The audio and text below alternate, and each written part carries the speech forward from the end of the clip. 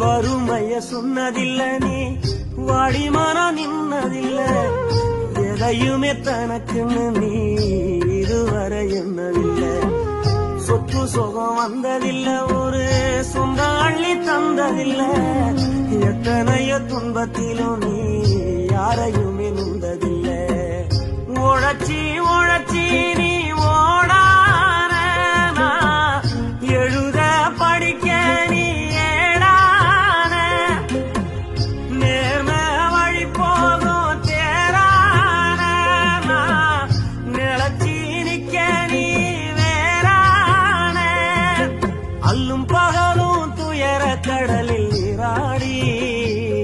என்ன ஆலமரம் ஆளாக்குன